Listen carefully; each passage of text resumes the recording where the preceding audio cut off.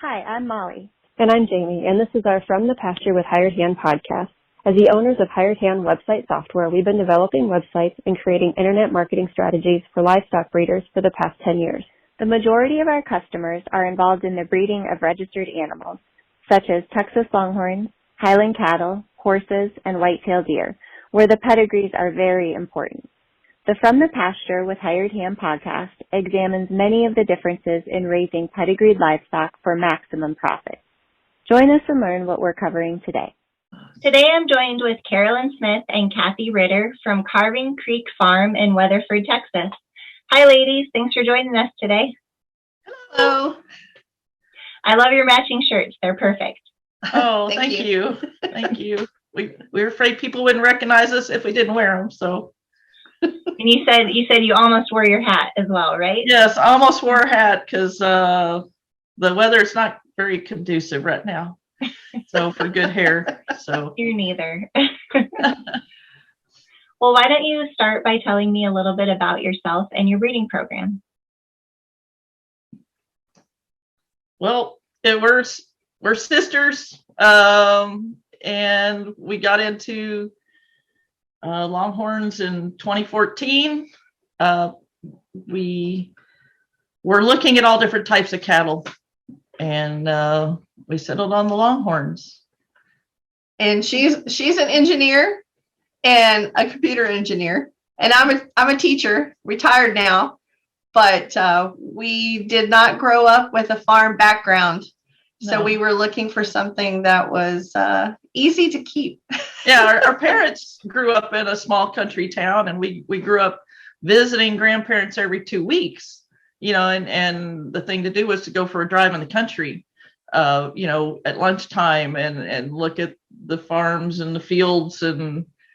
But yeah, it was cats and dogs that were, goldfish, gerbils. It was that sort of stuff.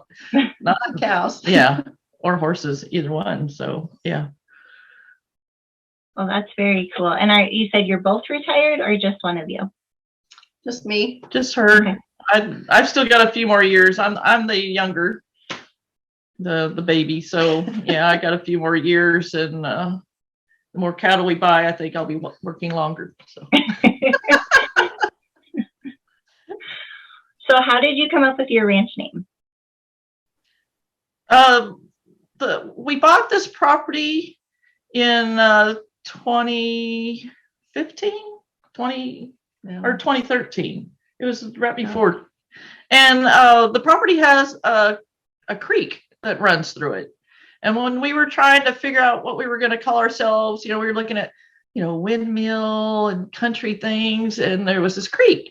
Well, then started going, well, what do creeks do? Well, they carve. And our maiden name is Carver.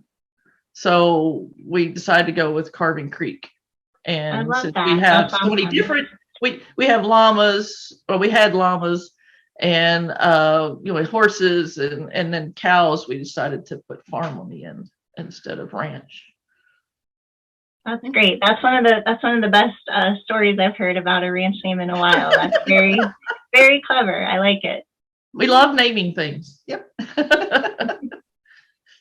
How does that work when it comes to naming the cows? Do you take turns, or do you have a whole list that you choose from, or what do you do there? Oh, we bounce it off of each other. She comes up with maybe a theme, and I start throwing things out, and then bounce it back up to her again, and we'll text back and forth for hours on trying to name something. Yes. I mean, and it could be, it could be based on, something that's going on. Because one of them is heat wave. Well, we were in the middle of a heat wave. And Ice Cube was in an ice storm. Ice storm, mystical, one of them. Oh, Sahara. Yeah, mystical Moo.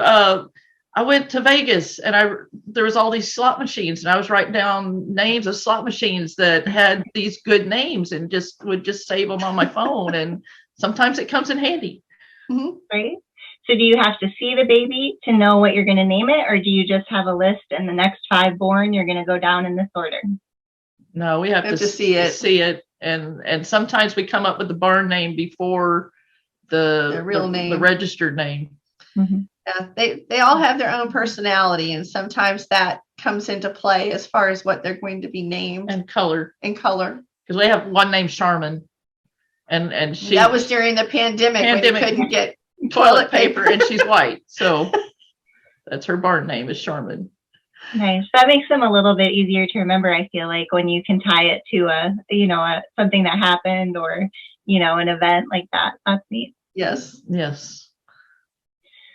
So for those who are listening and not necessarily watching us on video, this is always tricky for folks, but can you try to describe your brand to me? It is two interlocking C's. They're opposing each other, one above and one kind of fitting into the other one, the opposite direction. And that really is because of our names.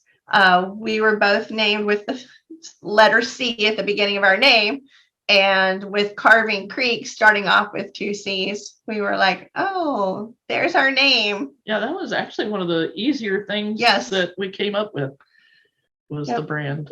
So which came first, the brand or the ranch name? The ranch name. Okay. So a good coincidence then that you're both named C names and the ranch name was double C, right? Yes. Right. Yes. So I don't want to say it's uncommon, but it's less common for two females to, have a breeding program, have a ranch. Is it just the two of you? Do you have other family that helps, or well, tell me no, a little bit about that? We have a supporting cast for sure. Yes. And all. My husband helps us feed every night, that he's not at the church. And he's shown for us. And he's shown. Her son helps her feed, because she feeds in the mornings because I'm at work. And then sister-in-law, she helps. She'll stay here when one of us is gone to help the other, and she goes to shows with us and helps us show get the animals ready for the kids to show. And she's shown for us as well. She's shown for us as well. And also, yes, it takes a village, to do this. That's awesome. What are if you had to pick each of your favorite roles to play within, the farm, what would they be? Favorite roles? I like feeding the kids in the barn. I don't know. Interacting with the littles. Interacting with the calves. Or show animals. The show animals. I really like prepping them at the shows, getting them ready for the kids to go show for us. I really like getting them cleaned and brushed and prepped. And I hate the bathing part. Cute. I don't like the bathing part. Don't like getting soaked. Exactly. You have some that are a little messy, huh? Oh, yes. So who's in charge of the halter breaking? Oh, we leave that to our mentor and good friend, Raylan Stevens, out of Chalk Mountain, Texas. Yeah, we bought our first halter broke heifer from her, and we learned that there was this group of women that were our age that were showing, going to the shows and training, and it was like cool, so we just take our calves every time and then bring them home, and we continue that. So That's awesome. So you talked a little bit about when you were younger, kind of driving around with your grandparents. But what made you finally, when you got the farm, what made you finally settle on Longhorn? I guess you found out the info on the Longhorns. I mean, it's Texas icon. So, but we had been looking at jerseys because they were cute, and Herefords, and it helped. It helped a great deal that our neighbors raised Longhorns. So when we bought the property, the people next door had Longhorns, but we had been looking, and I was worried that, Hereford might, that being city kids, we might not feed them enough, or or having to pull babies. Yeah, having to pull babies. No, don't want to have to pull babies. And we learned about Longhorns, and how self-sufficient they are, and you don't pull babies, and they're healthy. And then we started talking to a breeder down south, and that was it. Yeah. So did you always know that you wanted to show, like, no matter what breed you were going to get, were you planning to show? No,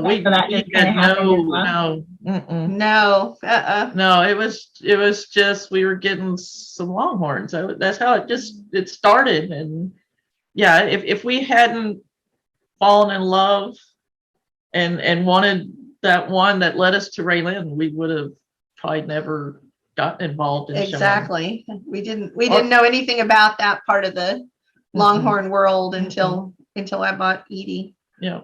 So tell me a little bit more about that journey. Once you got started, who did you buy more from? How did you find them? Why did you buy the ones that you did? Our first two we bought from David Hillis, right? Yeah, Double Helix Ranch, way down south.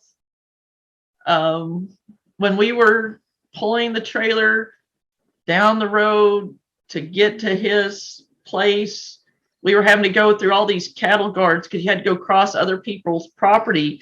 And I was hearing banjos play in my We were wondering what we had gotten ourselves into. And yeah, because I mean, when we loaded those two, I was like, oh no, what do we do now? I know that was what do we feed them? Oh my gosh, what have we done? And we brought them home, and it's amazing that they are such good mamas. But I had been searching on websites looking for the perfect pair of Longhorns to start with, and they had the color, the breeding, and all, and we were like, I just love those too. And they were brindle, they were going to have lots of color, and the prices were right, and it was just like, and it was not long after getting those two that we started looking for a bull. Yeah, we were like, we got two females, we have to have a bull. Yeah. And that led us to Vincent Guillermo, White Rock Ranch, which it no longer exists, but he really helped us. He really helped us.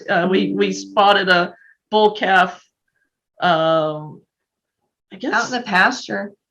Yeah, and he just we were in love from the first time we saw him, and we learned about his breeding, and we wanted to get in a drag iron. We were looking at drag iron because drag iron was big back then, and I mean it still is, but drag iron was the thing. But we didn't want to put that amount of money into a bull because we were like, we don't know anything about bulls, and we can't spend that type of money. So we started looking for others that were out there. Ran across this bull calf out of Vanism, and Vincent was so he was so sold on his bull, and it was a partnership bull, and he was just so into it, and he just really convinced us. And while we were waiting for our little bull to grow up, we went down to a sale actually, and Vanism was there, and so we got to meet Joe Dowling, and Vincent showed him off. We actually got to see Vanism. Yeah, we actually got to kind of touch him and all, and he was such a gentle bull, and we were like, oh my gosh, we've picked the right little bull calf. And he's just always been awesome. And then we brought the bull calf home, and he was depressed. And we called Vincent up, oh my God, our little bull calf, he's gonna die, he's so depressed and all. And we drove back, and he had some heifers for sale, and he allowed us to pick out a heifer that he had gotten for his herd to bring home for for Vandal, and that's how we got our fourth Our animal. fourth one. Yeah. Oh my, it was beginning to be like potato chips. You can't have just one. Yeah, and then all different colors, and that led us to Silver And because she and was eating. Grula, and yeah. So did the animals? Yes, and she actually, we visited her at the show ring. I mean, we actually got to see a little bit of a show. And we got to see Silver at her show, and then we got to see Edie at her show. So we started kind of seeing some shows, but yeah, it's you meet the people at the shows and you just want to be involved because everybody's so nice. For sure. Were the animals that you got from Vincent, did they happen to be black and white? No. Okay. No, our little bull calf, out of Vanism, he is brown and white. He looked like a little Hereford. Yeah, he Hereford did. lineback. He did look like a little Hereford lineback baby out there. He was so cute. And now the female, the heifer we got was black and white. Yes. So. Yes. So for our listeners that maybe don't know about White Rock, back when Vincent had the ranch, he truly tried to breed like the best black and white Longhorn there was. So that's why I asked that question. The blue herd. Yes. Yes. Yeah. Vandal has a black and white blue roan mom, and so we were hoping to get some more of those, which we have. Yes, we got to do. He's thrown some, so he's thrown all different colors. Yeah, he's a wild type, so you never know what you're gonna get, which is nice. Yes. So talk to me a little bit about your breeding goals. What does your farm look like if we look at the next year? Color. Yeah, we're trying to add more color. We currently on our main herd we have a son out of Vandal that he's from a black line, and his calves are just hitting the ground, and we're real pleased with what we're getting. Yeah, and that's Jack of Diamonds. Yes, and then we have a bull that we showed the last couple of years, clearly vandalized, that we call Junior, that we've just put on a few heifers, but he was winning quite a bit for us. He was winning for us. He's got the wow. He's very, very laid back, just like Jack is out in the pasture right now, and just like their daddy. Very laid back, very, not fazed by much. And Junior has a lot of color in the brindle, and we've got big hopes for him. Yes. So what if you look out towards the next 5 years? How do those goals change? Hope to survive. Survival right now of the with economic times. Economic times with the cost of feed, since we've got several show animals, and the hay shortage and all. So yeah, it's survival. Survival, and what's Junior going to produce for us? Right. I mean, what's that going to be like when his babies start hitting the ground? So that'll be fun times. Let's switch to a little lighter topic. I didn't mean to bring down with thinking about the economy or the next 5 years. So being in the show arena, I know you're going to kill this question. So I want to hear your funniest Longhorn story to date. And if you each want to tell one, I'm totally good with that. And in the show ring? Any story. That's good. Yeah. I got one. And you go ahead. It would be my sister-in-law showing for the first time. She was showing Prada, wasn't she? She was showing Prada. And pretty little heifer. Yeah, little dun heifer, and she knew Carrie was green, and let's just say Carrie's shirt was totally unbuttoned all the way down by the time she left the arena. She learned that snaps in the show ring on a shirt don't. Yes, yeah. Yeah. She was just, and also that was That was funny. but she survived, and she did a good job. But yeah, Prada was taking advantage. Well, it sounds like maybe Prada's next cast needs to be named Indecent Exposure. Yes. Oh, yeah. Mine was showing showing Edie, our first show cow, and walked in the ring, and she'd already been giving us trouble before ever getting in. She was in heat. Yes, she was very into any bull in sight. And we got into the show ring, and I think I made it about halfway across the show ring floor, and the sand was very deep, and Edie knew that. Yeah, this is and we're walking along, and all of a sudden she bumped me really hard, and my feet went cross, and then she hit me again. She knew just when to hit. She hit me again. I went flying in the dirt, and she took off at a run in the other direction. And what was funny was the ring steward was one who had helped with halter breaking her. So she ran over to the ring steward and just looked at her like, "Hi, I know you. I'm here." And so she just turned around and just held her halter, just waited for me to walk over and gave her back. And then she was fine, but she knew. Yeah. She just wanted to go visit her quick, right? Oh yes. Oh yes. Yes, she's very strong-willed to this day. Yes. So I'm sure along with all of the humor, there's some great lessons and stories that you have as well. What would your advice be to new breeders who are looking to kind of get into the show circuit, or even just get into the breed with the purpose of being involved in the show circuit? Go attend shows before buying. Yeah, go see a show, go stand around, talk to people, talk to the kids. Oh, talk to the kids for sure. The kids know a lot. Mm-hmm. And all. I was gonna say just don't get caught up in the potato chips and the color, and don't buy them too fast.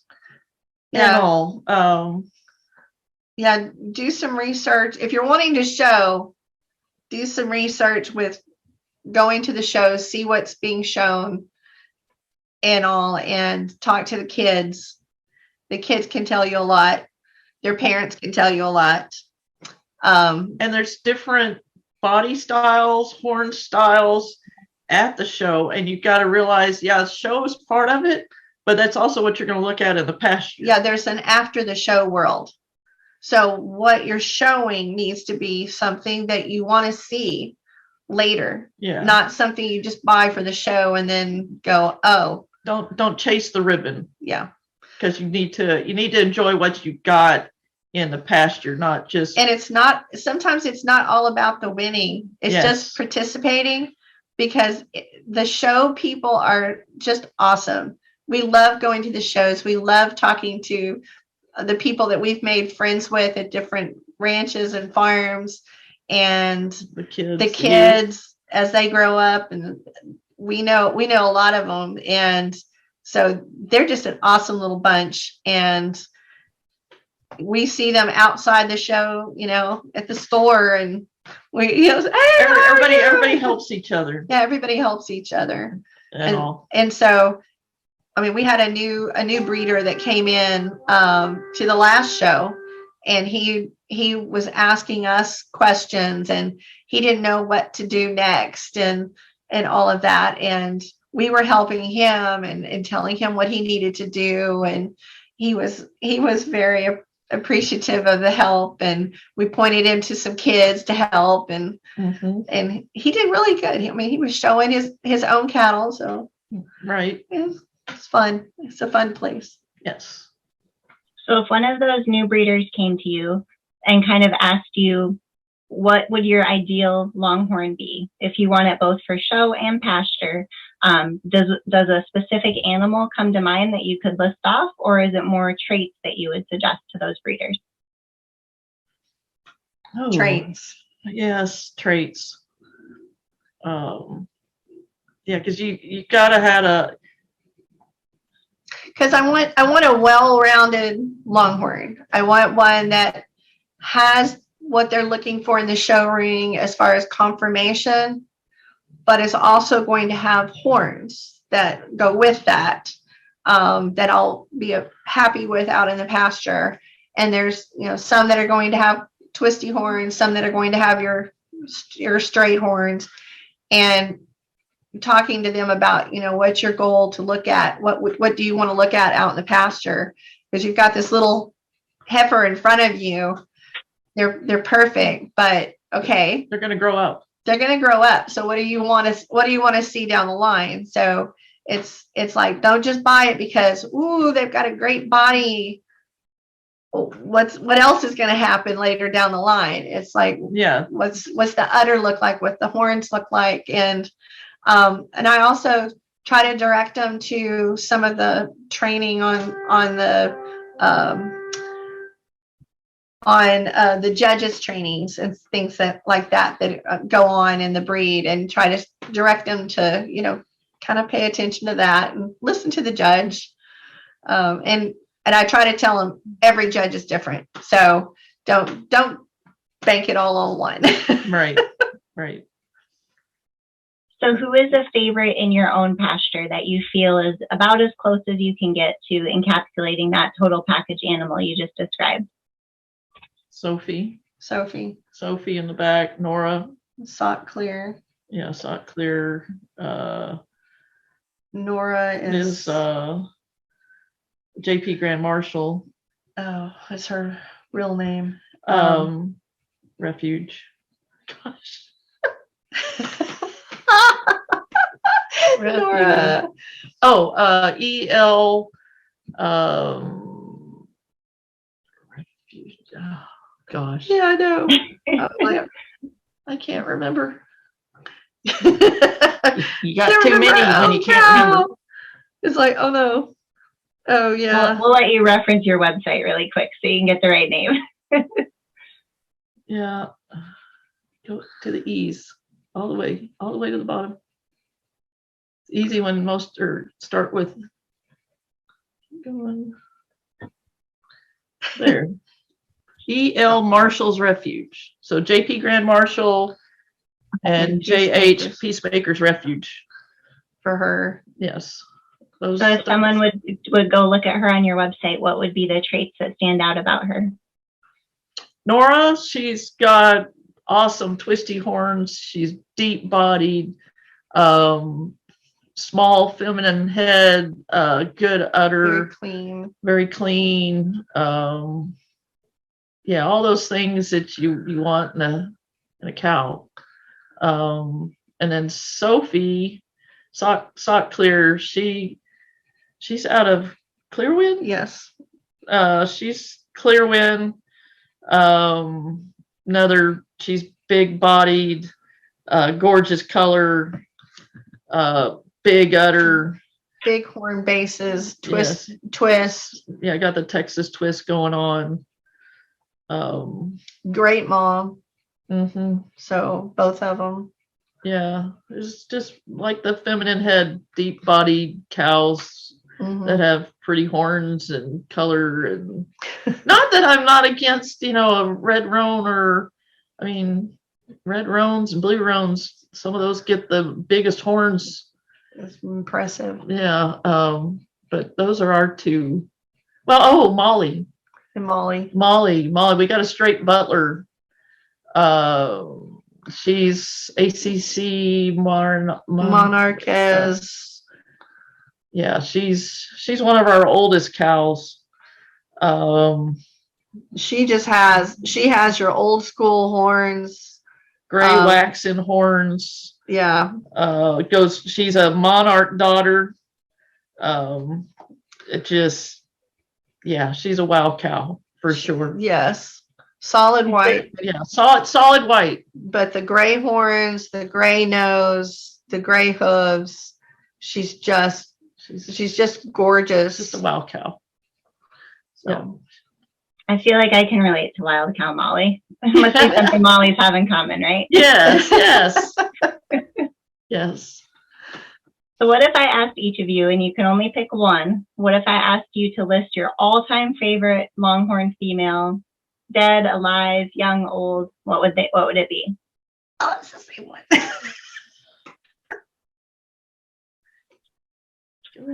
Isadora.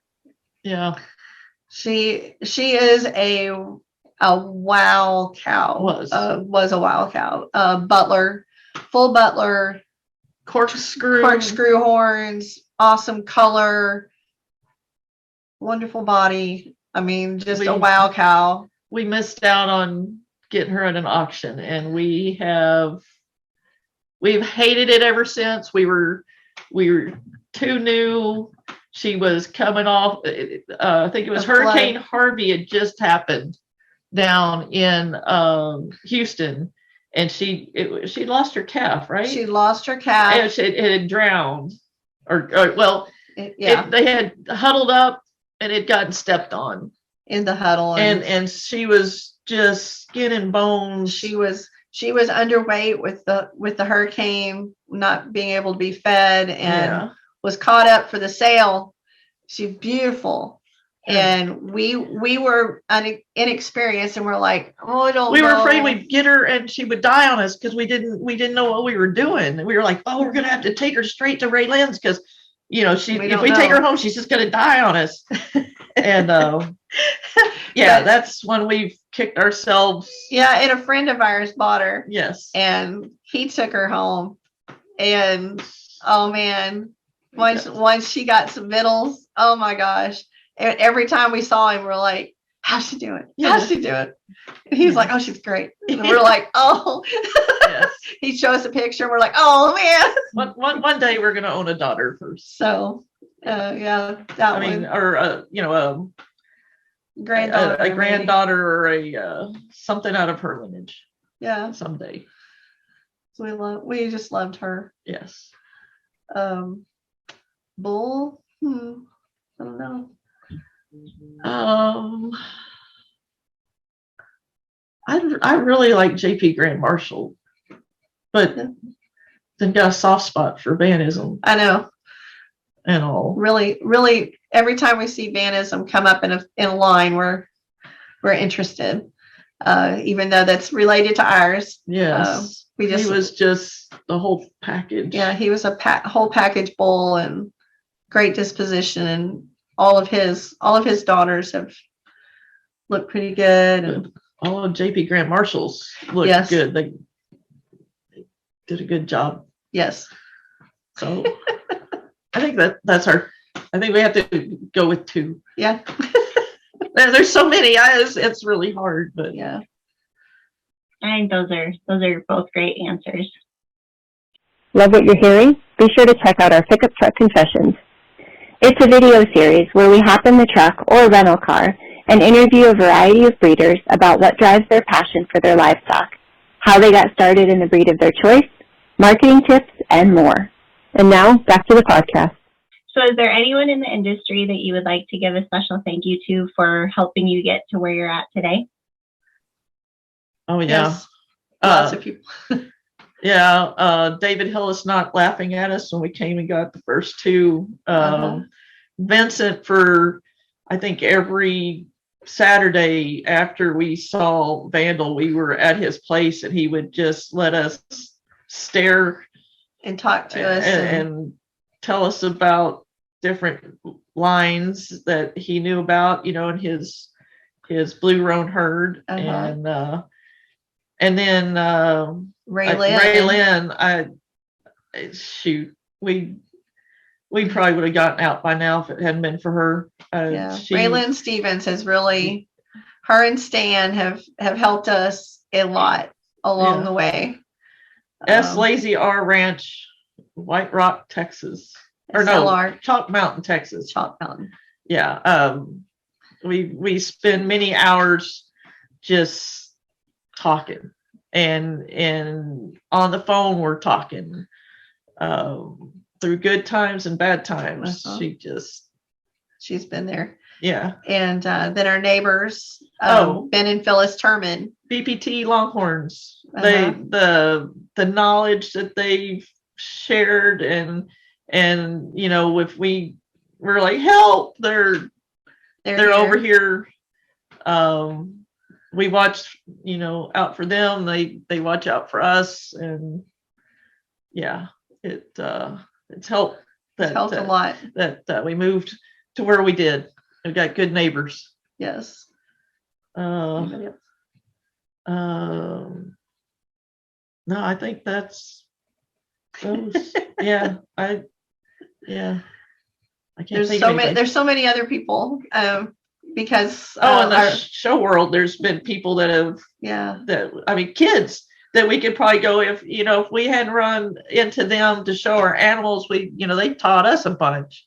Yeah, the Yarboroughs, the Elliots,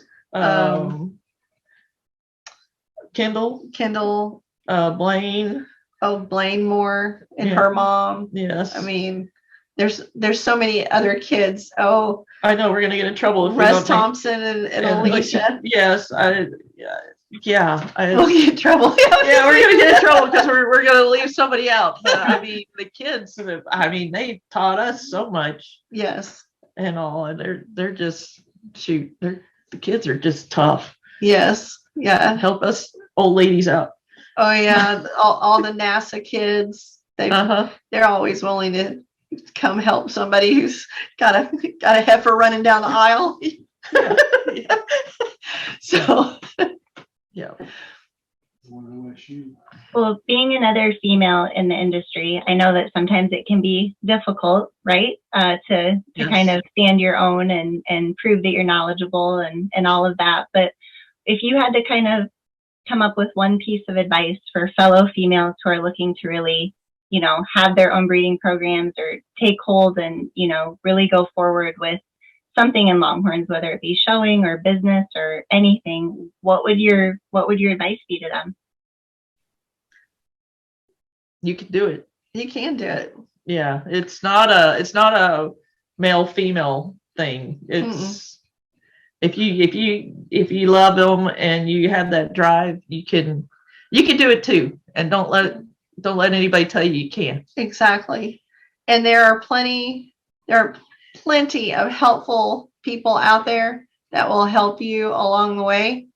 There are great vets that will treat you just like they would any other rancher out there, and not talk down to you.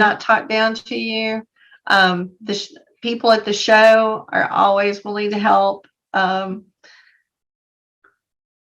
We've run into so many really great people that they're like, wow, y'all do it by yourself? Yes. Yeah. And they're like, oh my gosh. And they're willing to help. Maybe a little harder to clean out, 50 feed sacks out of the back of the truck. Yeah. But, but we can get it done. We can move cattle through the pens. We can get them into the chute. Mm-hmm. So, yep. Yeah, we can drive. Do you find yourself surrounding yourself with other strong females? I know you've talked a lot about Raylan and the role that she plays with your program, but do you kind of gravitate towards those other female-led services or breeders? I think, we see a lot of, women that have brought the kids to the show because the guys are, doing working or they're not, I don't want to go do that with the kids. So they, they send the wife off, but they're handling it all.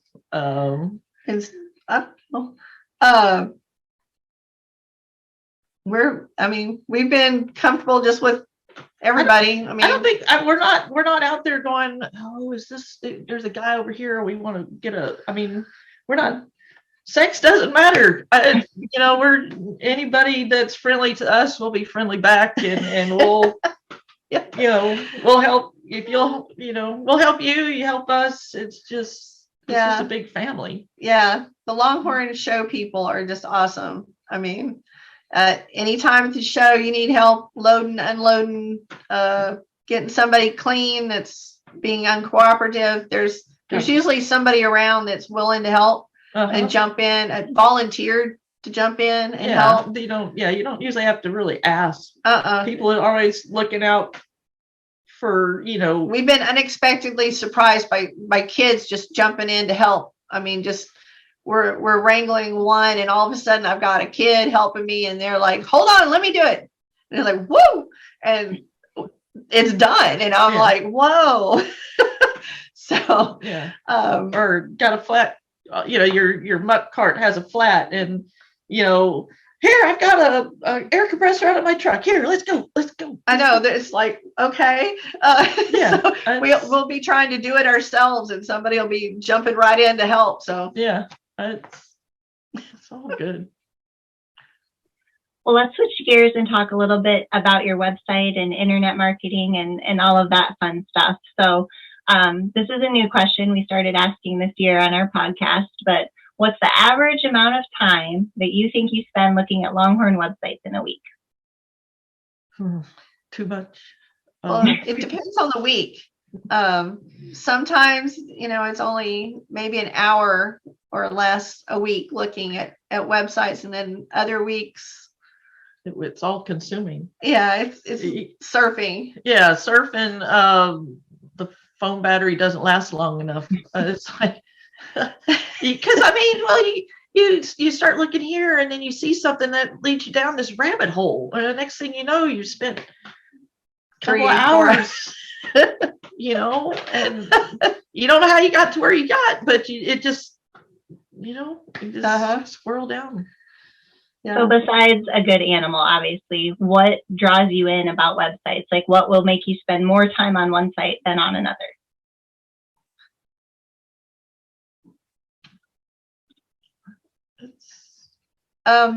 Information, being able to get some information on the animal, their pedigree, being able to go back and look at their parents and their progeny, so I can kind of get a history on an animal. If I get to a website and it's the animal, end of story, I can't click and look at anything. Yeah, then I'm going to go off trying to research that on my own, and I might not come back. Yeah. I might find something better out there. Updated photos. Get into a website that doesn't look like it's been maintained is annoying. Trying to chase down pricing. I want to see the price. I don't want to have to ask a gazillion questions. I don't know. But up-to-date pictures is the big thing. Yes. You find a 10-year-old animal and it's their baby picture. It's like no. And that's one of the hard things on maintaining our own site, is trying to make sure I've got the latest photos out there. Yes. Because some of the cows don't want to be photogenic. They've been to the show ring. They know how to stand. And when they see that camera, they go, oh no, and they do their best to move their feet. Yeah, I'm not going to show you my udder. You get on that side, I'm going to hide my udder. It's like, you were shown. Stop that. And they do it, or they won't. They refuse to look at you. or you're being photobombed. Oh yeah. Something that you don't want in the background. Or they're going to go stand in a pile of poo, have to go chasing babies. Yes. The babies never want to have their picture made. Yeah. Well, they want to come up. They won't stay back. They just come up, and it's like all she can get is a head and a nose. I know. Can't get a side view. Headshot. Yeah. Yep. So, what about social media? What's your go-to social media for both finding new animals as well as promoting your own? It's been Facebook. We try to we're trying to promote more on Instagram. She has the Instagram. We've downloaded TikTok. Yeah, we've downloaded TikTok, but I haven't really used it yet. I feel like you both would kill TikTok. You should definitely start.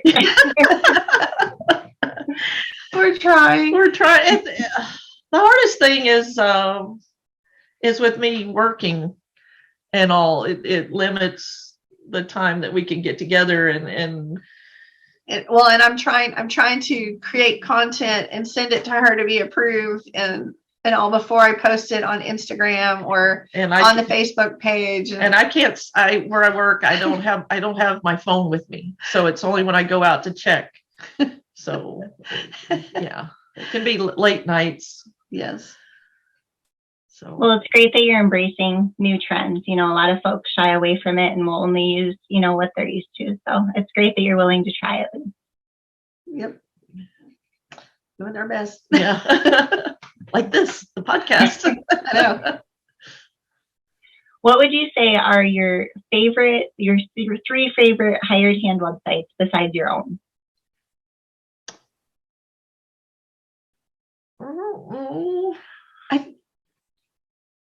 I don't know. I like going on to Lonesome Pine. You know, Yeah. I mean, it's mainly people we know that we go on to their sites. We've been on the EJS. Longhorns and Um, I don't think we have a favorite. I mean, it's because we're bouncing from from site to site, and I see little bits and pieces that I like from theirs, and then I try to do that on ours. And I mean, if you go there, they got pictures for all their animals. They're fairly up to date and info. I like the website. If I get there and it's just a bunch of, you know, words and no pictures to content to go, then I'm like, I move on. So or like they've posted babies on Facebook, you know, calves, and then I go to their website to go look for more information and it's not nothing, there. Nothing, yeah. I'm like, well, what happened there? Yes. So I don't know. I really don't have. Yeah. How long has your own hired hand website been live? Oh my goodness, 4 years, maybe 3-4 years, because we started. She has developed websites for businesses, so we started off with her trying to do our website And maintain it. But it was a lot of having to link to other people's websites for animals because we didn't have like a database set up or anything like that. And it was getting out of hand and really fast. And I couldn't help. We couldn't both work on it. It was, you know, I'm going, hey, you need to get this updated. Hey, you know, and she's trying to take care of kid and the husband and, you know, and the cows. I was still working at that time. And so that's when we finally, you know, everybody was telling us how wonderful Hired Hand was and how easy it was, and you need to do this. And well, you go to Hired Hand websites and you knew how to get to things. Things weren't hidden or anything. Exactly. And I think we'd been to a Hired Hand like promotion thing at one of the shows. It was like, oh my gosh, that's so easy. I really want to do that. And so we finally said, we need to do that because ours is out of control. Yes. I could not keep it updated. So now it's nice because, you know, either one of us can go out there and update pictures and, or, you know, hey, we need to go add words, you know, to some of them to say, you know, hey, expecting a baby this such and such time out of this bull, you know, so it's made life better and I don't have to bitch at her as much. Exactly. So what I just heard is we saved a sister's relationship, right? Yes. Yes. Now you can fight over other things like who has to get out and open the fence and all of that. Yes. Who gets to drive the tractor? Yes, who's going to walk through the mud right now? Well, as we wrap up here, is there anything else that you'd like to share with the listeners about your website, your breeding program, anything that we didn't cover?